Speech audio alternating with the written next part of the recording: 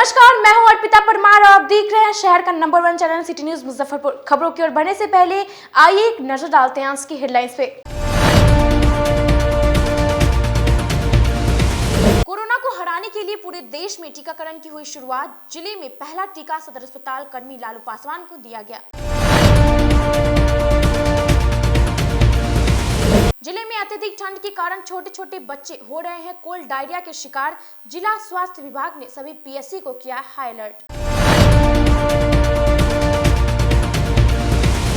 अय्यापुर थाना क्षेत्र के दादर चौक पर दुर्घटना में मारे गए व्यक्ति के मुआवजे की मांग को लेकर सड़क जाम कर घंटों काटा बवाल। और सरकार द्वारा बालू और गिट्टी की ढुलाई पर रोक लगाए जाने पर ट्रक मालिकों ने एनएच को जाम कर किया प्रदर्शन। तो ये थी आज की हेडलाइन। सब खबरें विस्तार से। कोरोना को हराने के लिए पूरे देश में एक साथ की गई टीकाकरण की शुरुआत। जिले के सदर अस्पताल में जिलाधिकारी ने इस अभियान की शुरुआत की। पहला टीका सदर अस्पताल कर्मी लालू पासवान को दिया गया। करीब 10 माह तक जूझने के बाद कोरोना के खिलाफ शनिवार से निर्णायक लड़ाई की शुरुआत हो गई है। देश के 7 जिले में भी कोविड-19 टीकाकरण अभियान शुरू हुआ। इसकी शुरुआत डीएम प्रणव कुमार ने सदर अस्पताल में सुबह 11 बजे फीता काट कर की। इसके बाद सभी केंद्रों में स्वास्थ्य कर्मियों को टीका देने का अभियान शुरू हुआ। सभी 10 केंद्रों पर 100 स्वास्थ्य कर्मियों को चिन्हित किया गया और उन्हें टीकाकरण दिया जा रहा है। सदर अस्पताल में सबसे पहले चतुर्वर्गीय कर्मचारी लालू को टीकाकरण दिया गया। इस दौरान सदर अस्पताल को सजाया भी गया था। वहीं जिलाधिकारी ने इस बारे में जानकारी देते हुए बताया कि 10 केंद्रों पर आज से यह शुरू हो गया है और इसको आगे बड़े पैमाने पर किया जाएगा। हम लोगों ने शुभारंभ किया है और यहाँ पे जो भी वेटिंग हॉल में लोग हैं उन लोगों से बातचीत की गई। जो फर्स्ट वैक्सीन लेने जा रहे हैं चतुर्थवर्गीय कर्मचारी सदर अस्पताल के हैं, उनसे बातचीत की गई। श्री कुमारी और सुनीता कुमारी एएनएम के द्वारा ये वैक्सीन का कार्य किया जाना है। सभी लोगों को उत्साहित किया गया और सभी लोग काफ़ी प्रसन्न हैं कि ये इतना बड़ा कोविड जो पूरा पैंडेमिक पूरे साल को जिसने बर्बाद किया पूरे विश्व में, उसके टीकाकरण की शुरुआत आज हो रही है। वहीं टीकाकरण के दौरान सोशल डिस्टेंसिंग और मास्क को अनिवार्य किया गया है। वहीं कोरोना टीका लेने के बाद स्वास्थ्य कर्मी ने बताया कि टीका लेने के बाद वह बहुत ही अच्छा फील कर रहे हैं। लगभग मुझे 10 मिनट हो चुके हैं वैक्सीन लिए हुए। एक तो वैक्सीनेशन के समय मुझे बिल्कुल भी दर्द का एहसास नहीं हुआ, लगा जैसे ये पेनलेस सुई है। इतना साधारण ढंग से अभी तक मैंने कोई सुई अपने ज़िंदगी में नहीं लिया है जिसमें कोई दर्द नहीं हुआ हो। तो सुखद एहसास तो वहीं पर सबसे पहला हुआ। जो ही सिस्टर ने कहा आपको वैक्सीन पड़ चुका है और मुझे कुछ दर्द की अनुभूति नहीं हुई, तो वहाँ पर ही बहुत सुखद अनुभव हुआ। और लगभग में अब 10-15 मिनट हो चुके हैं वैक्सीन लिए हुए, अभी तक कोई असर नहीं पड़ा है। साथ ही उन्होंने लोगों से आग्रह किया है कि सरकार द्वारा जो गाइडलाइंस जारी होंगी उसी के आधार पर बिना डरे हुए टीका लें। आज अपना देश कोरोना के समक्ष युद्ध में निर्णायक दौर में पहुंच चुका है। आज वो क्षण आ गया है जब से हमारे ज़िले के सभी लोग कोरोना के संक्रमण के चेन को ब्रेक करने के लिए सबसे ठोस कदम उठा चुके हैं। अब महामारी कुछ दिनों कुछ महीनों की बात रह जाएगी। अय्यापुर थाना क्षेत्र के दादर में हुए सड़क दुर्घटना में मौत के बाद परिजनों ने मुआवजे की मांग को लेकर सड़क पर आगजनी कर घंटों बवाल काटा। सड़क हादसे में घायल व्यक्ति की इलाज के दौरान हुई मौत के बाद मुआवजे की मांग को लेकर शनिवार को आक्रोशित परिजनों ने अय्यापुर थाना क्षेत्र के दादर चौक पर मृतक के शव को सड़क पर रख जाम कर घंटों प्रदर्शन किया। दरअसल बीती देर रात कांटी थाना क्षेत्र के सादतपुर स्थित अज्ञात वाहन की चपेट में आने से सिकंदरपुर निवासी दिनेश साहनी घायल हो गया था, जिसका मेडिकल में इलाज के दौरान मौत हो गया। पोस्टमार्टम के बाद मुआवजे की मांग को लेकर परिजन द्वारा सड़क को जाम किया गया। सड़क जाम होने से गाड़ियों की लंबी कतार लग गई। वहीं सूचना के बाद मौके पर अय्यापुर थाने की पुलिस पहुंची, जहां काफी मशक्कत के बाद लोगों को समझाया बुझाया गया। वहीं परिजनों को मुआवजे को लेकर आश्वासन दिया गया, जिसके बाद आक्रोशित लोगों ने जाम समाप्त किया। एक्सीडेंट हुआ है चांदनी चौक में, वो आप लोग आइए पहचान। उसके बाद यहाँ फैमिली गया था, पूरा पहचान किया लाश को। तो देखा गया, उसके बाद जो है वहाँ से अथी करके पोस्टमार्टम करके यहाँ लाया गया। मुआवजा की मांग के लेकर यहाँ पर जो रोड जाम किया गया है, जो अभी तक कोई सुनवाई नहीं हुआ है। मृतक का नाम क्या है? दिनेश सहनी। क्या करते हैं? ये मजदूरी करते हैं। कहाँ रहते हैं? ये सिकंदरपुर बांध पे। घटना हुआ है वहाँ, यहाँ रोड जाम किया आप लोग? वहीं पे काम करते थे जी, वहाँ काम करते थे ना, तो वो आ रहे थे। तो लगता है कि कांटी थाना क्षेत्र अंतर्गत जमाल जी के पेट्रोल के पंप के पास एक्सीडेंट कर गया था रात में। उसी में इलाज के क्रम में इनका मृत्यु हो गया और वो पोस्टमार्टम कराने के बाद यहाँ रोड आनकर जाम कर दिया था। सीओ से बात हुई है, जो भी मुआवजा का प्रावधान है इन लोग की राशि मिलेगी। जिले में ठंड का असर सबसे अधिक छोटे बच्चों पर पड़ रहा है। पिछले 48 घंटों के अंदर सैकड़ों बच्चों कोल्ड डायरिया से पीड़ित बच्चे भर्ती हुए। जिले में 3 दिनों के अंदर ठंड ने अपनी रिकॉर्ड दर्ज की है। बीते 48 घंटे के अंदर शीतलहर के प्रकोप ने जिले के लोगों को कपकपा दिया है। इसके सबसे अधिक असर छोटे छोटे बच्चों पर देखने को मिल रहा है। बीते 48 घंटे के अंदर केजरीवाल अस्पताल में ठंड की चपेट में आए सैकड़ों बच्चे भर्ती हुए हैं। इनमें अधिकांश बच्चे ग्रामीण इलाके के हैं। केजरीवाल अस्पताल के शिशु चिकित्सक डॉक्टर BM तिवारी ने कहा कि बच्चों में अत्यधिक मामला कोल्ड डायरिया का देखा गया है। उन्होंने बच्चों के अभिभावकों को सलाह दी है कि अत्यधिक ठंड से बच्चों को सुरक्षित रखने की ज़रूरत है और जैसे ही आपको लगे कि बच्चे को ठंड लग गया है तो तुरंत ORS का घोल प्रयोग करें। और इसमें कुछ बच्चे हम लोग के यहाँ कोल्ड डायरिया के शिकार होकर आ भी रहे हैं, भर्ती हैं, इलाजरत हैं। तो ठंड में बच्चों को सबसे पहले ठंड से बचाना है। ज़्यादा देर तक खुले हवा में नहीं रखें, ठंड से गर्म पोशाक पहना के रखें और पानी जो है हल्का गुनगुना उबाला हुआ पानी दे पीने के लिए। दूध जो है ताज़ा दूध दें, खाना पीने का जो भी सामान है ताज़ा बना कर दें और ध्यान रखें कि बच्चों को ठंड से बचा के रखा जाए और साफ़ सुथरा भोजन में स्वस्थ रखें। प्रिकॉशन हो गया कि ये सब चीज़ें करनी है। जो बच्चे शिकार हो जा रहे हैं उसका किस तरह से? बच्चों को अचानक उल्टी होने लगे, दस्त आने लगे, तो सबसे पहला काम करना है कि उसको ORS का घोल देना है, जो कि आसानी से सब जगह उपलब्ध है। स्वास्थ्य केंद्र पर, दवा की दुकान में, घर में भी अगर मान लीजिए अचानक हुआ तो चीनी पानी का घोल बना के उसमें थोड़ा सा नमक डाल के दे सकते हैं, ORS का काम करेगा।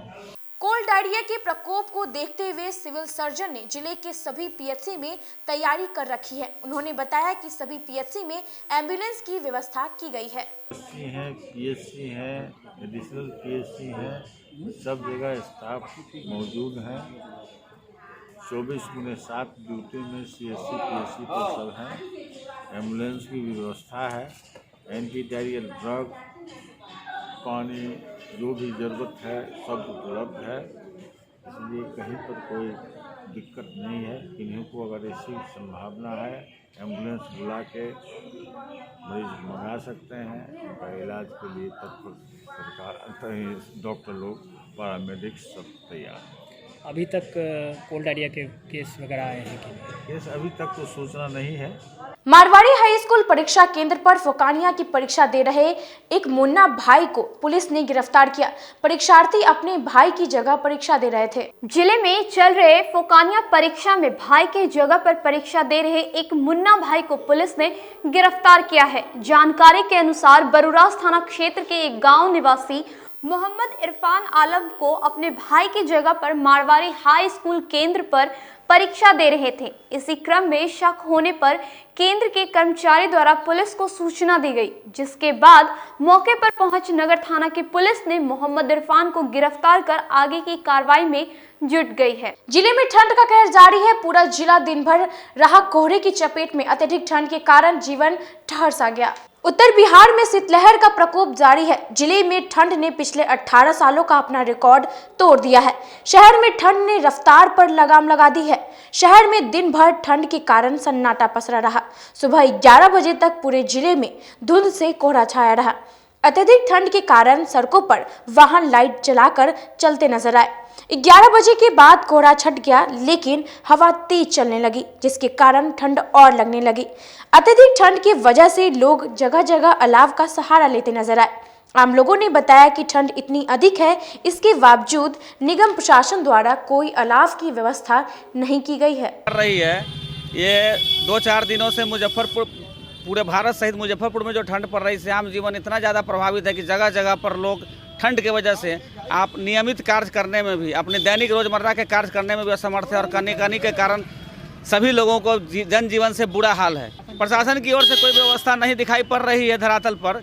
स्थानीय लोग अपने अपने स्तर से जिस तरह अलाव की व्यवस्था कर रहे हैं। के शुरुआत में तो ठंड का असर नहीं बुझाया, लेकिन 13 तारीख के बाद से जो ठंड का आलम है, मैक्सिमम टेम्परेचर आपका 19 और मिनिमम 8-9 के आसपास में आ गया। तो एक ठंड का पूरा पैकेट मतलब ठंड का पूरा माहौल जैसा क्रिएट हो गया है।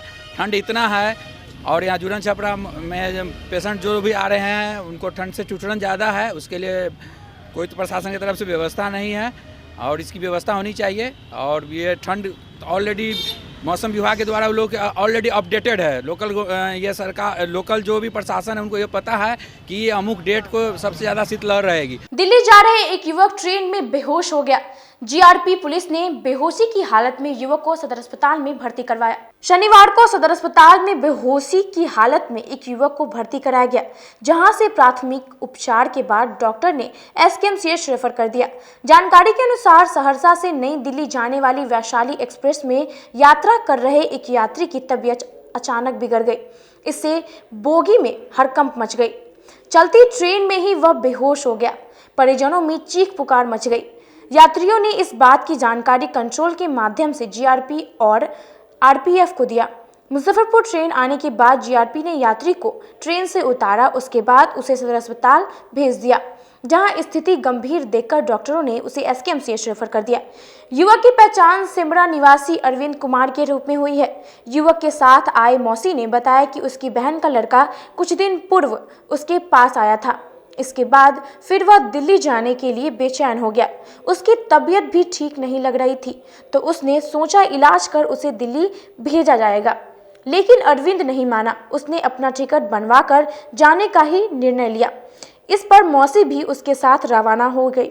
ट्रेन पकड़ने के साथ ही उसकी तबीयत और बिगड़ने लगी। मुजफ्फरपुर आते आते ही वह बेहोश हो गया। इस संबंध में जीआरपी के पुलिसकर्मियों का कहना है कि सूचना मिली थी कि एक युवक की तबीयत बिगड़ गई है। उसे सदर अस्पताल भेज दिया गया है। ये दिल्ली से आया है, 4 दिन आया हुआ इनको हुआ है। अच्छा। और हमारे मौसी हैं, इनको मेरे पास आया था। अच्छा। तो ये 4 दिन मतलब 1.5 महीना से दिल्ली में बीमार था। अच्छा। तो इलाज क्या पता कराया कि नहीं कराया हम नहीं जानते। जब मेरे घर आया तो हम देखें इनको बीमार, तबीयत बहुत सीरियस था। तो हम इनको बोले कि इसे रह लो, 10 दिन रह लो, हम इलाज करा देंगे, तू जाना। फिर ये नहीं माना, बोला नहीं मौसी हमको जाना है तो जाना है। गुस्से के मारे सिर फोड़ लिया, हाथ उत काट लिया। तो फिर इनको बोले जब तुम नहीं रहने चाहते हो तो चलो, तुम्हारा जहाँ पर माँ बाप है वहाँ माँ के पास दे आएंगे। तब इनको हम लेके जा रहे थे। जब गए थे तो इसको यहाँ ये हॉस्पिटल हो गया, ऐसे हो गया, बेहोश हो गया। अब वक्त तो चला एक छोटी सी ब्रेक का। कहीं मत जाइए, देखते रहिए सिटी न्यूज़ मुजफ्फरपुर। शान और अपने कलाकृतियों से बॉलीवुड के स्टारों में अपनी पहचान बना चुका बाबा की दुकान लहठी भंडार पिछले 50 वर्षों से आपके पसंद का ख्याल रखती है। यहाँ से लाह की बहुरानी सेट बॉलीवुड की स्टार ऐश्वर्या राय ने अपनी शादी में पहनी थी। यहाँ से राजनीतिक गलियारों के नामचीन चेहरों की दुल्हन भी सजी थी।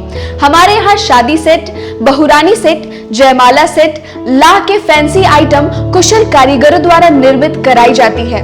इसके अलावा चूड़ा सेट, कंप्यूटर चूड़ा, कुंदन चूड़ा, वाटरप्रूफ चूड़ा, चुंदरी 3 बुंदिया, बंग बंगरी, हिंगलू, पात चूड़ा, जंगली चूड़ा का भी निर्माण अपने कारीगरों द्वारा कराती है। यही नहीं, लाह से बनी कान का टॉप्स, रिंग, नथ, गला का हार, मांग टीका, पेन स्टैंड, हाथी, बिछिया, ग्लास, करा भी बनाती है। तो एक बार हमारे यहाँ अवश्य पधारे। बाबा की दुकान लहठी भंडार, इस्लामपुर, मुजफ्फरपुर। हमारा कांटेक्ट नंबर है 9308620444। 40-50 साल से जो हमारी दुकान है, ये बाबा की दुकान लहठी भंडार, समझे ना, पुश्तैनी हम लोग का काम ही है। और हमारे यहाँ जो है जितने भी है, जैसे कि ऐश्वर्या राय के यहाँ लहठी गया, हमारा सचिन के यहाँ गया है, और आपके जो है तेज प्रताप सिंह, अभी लालू प्रसाद के लड़के की शादी हुई है, उसमें भी लहठी भेजा गया था। और हमारे यहाँ जो है ना बहुरानी सेट है, जैसे कि है कुंदन सेट है, और जैसे कि हम लोग जो डिज़ाइन जो है सेलेक्ट करते हैं जो लगन के ऊपर जो है जैसे कि कस्टमर का चॉइस देखते हैं हम लोग हैं, उसी टाइप से हम लोग जो है माल तैयार करते हैं। और कलर है मैचिंग, हमारे यहाँ सबसे विशेषता है कि हर तरह के लहंगे का जो है ना मैचिंग तुरंत हैंड टू हैंड हम लोग लगा के दे देते हैं। हम पढ़ाते नहीं, हम बच्चों में विश्वास जगाते हैं। Christ Jyoti international school, based on CBSE curriculum with coeducation. इस स्कूल में प्रत्येक विषयों के लिए अनुभवी शिक्षकों का समूह है। विद्यार्थियों को अलग से ट्यूशन पढ़ने की आवश्यकता बिल्कुल नहीं है। बच्चों को प्रत्येक विषयों के लिए अलग से अतिरिक्त कक्षाएं दी जाती हैं। साइंस और कंप्यूटर लैब की व्यवस्था के साथ उत्तम खेल कूद के लिए बड़ा सा कैंपस भी है। नर्सरी के बच्चों को खेल कूद की विधि से पढ़ाई जाती है। केंद्रीय माध्यमिक शिक्षा बोर्ड पर आधारित पाठ्यक्रम से कक्षा प्ले हाउस व नर्सरी से अष्टम वर्ग तक ये नामांकन प्रारंभ है। तो नामांकन के लिए तुरंत संपर्क करें। हमारा पता है Christ Jyoti international school, Dharmodaya स्थली, माधोपुर सुस्ता, मुजफ्फरपुर। के रूप में ज्वाइन किया क्राइस्ट ज्योति स्कूल को, और यहाँ की व्यवस्था, यहाँ के पेरेंट्स सारे लोग पूरी तरह से बच्चों की पढ़ाई के प्रति जो केयरलेस थे, मैंने उन्हें जागरूक करने की कोशिश किया और उस व्यवस्था को बदलने के लिए मैं हर संभव प्रयास करती हूँ। जहाँ तक हो पाएगा मैं इसे आगे बढ़ाऊँगी। इसे आगे बढ़ाना ही मेरा कर्तव्य है। ब्रेक के बाद आप सभी दर्शकों का सिटी न्यूज़ मुजफ्फरपुर में स्वागत है। बढ़ते हैं अगली खबरों की ओर। सरकार द्वारा भारी वाहनों पर गिट्टी और बालू ढुलाई पर रोक लगाए जाने के विरोध में ट्रक मालिकों ने NH को घंटों जाम कर सरकार के खिलाफ बवाल काटा। सरकार द्वारा 12 चक्कों से ऊपर के वाहनों को बालू और गिट्टी की ढुलाई पर रोक लगाए जाने के विरोध में जिलों के ट्रक मालिकों ने NH 77 सुधा डेयरी के समीप NH पर ट्रक लगाकर घंटों जाम कर सरकार के खिलाफ प्रदर्शन किया। ट्रक मालिकों का आरोप है कि सरकार द्वारा जानबूझकर गिट्टी और बालू के ढुलाई पर रोक लगाया गया है, जबकि बाकी चीजों को फ्री छोड़ दिया गया है। ट्रक मालिकों ने इस आदेश को वापस लेने की मांग की। उन्होंने कहा कि सरकार अपने दिए गए आदेश को वापस नहीं लेती है तो आगे उग्र आंदोलन की भी चेतावनी दी है। उन्होंने बंद कर सकते हैं नीतीश वाले, गाड़ी चलाना बंद क्यों कर रहे हैं नीतीश कुमार? आज रजिस्ट्रेशन क्यों कराए गाड़ी का? आज रोड पर सारा आदमी बेरोजगार हो गया है और क्यों इस पर भिड़े हुए हैं? सिर्फ 12 चक्का 14 चक्का रोड ठीक करावे, गाड़ी को ठीक करने के लिए बंद करने के उनका क्या रजिस्ट्रेशन क्यों कराए गाड़ी का? सबसे बड़ी हम लोग कहाँ जाएंगे? बेरोजगारी की हालत में कहाँ जाएंगे? क्या गाड़ी फाइनेंसर खींच लेगा तो क्या करे? ये काला कानून ये वापस ले नीतीश कुमार। और हम लोग कहाँ क्या करें? बेरोजगारी में क्या करेंगे? गाड़ी खींच लेंगे तो हम लोग बाल बच्चा लेकर रोड पर भीख मांगेंगे? लिखा हुआ है कि गिट्टी बालू लोड नहीं होगा। गिट्टी बालू काहे नहीं चलवाने का आदेश देंगे? अंडा लोड चलाने के आदेश दो। प्रशासन चलवाता है, गाड़ी और नहीं चलवाता है। सबका पैसा मंत्री माना हुआ है, सब जाता है ऊपर तक, पोस्ट तक ले। कब तक आंदोलन आपका जारी रहेगा? आंदोलन जब तक ले काला कानून वापस नहीं होगा तब तक लगे आंदोलन चालू रहेगा। विश्वविद्यालय के हिंदी विभाग में वेदना की उड़ान पुस्तक का लोकार्पण किया गया। विश्वविद्यालय के हिंदी विभाग के सभागार में पुस्तक लोकार्पण एवं संगोष्ठी का आयोजन किया, जिसमें मुख्य वक्ता के रूप में प्रोफेसर रेवती रमन प्रसाद और डॉक्टर संजय पंकज शामिल हुए। कार्यक्रम के दौरान सभी मुख्य अतिथि ने लेखक चांदनी समर की वेदना की उड़ान पुस्तक का लोकार्पण किया।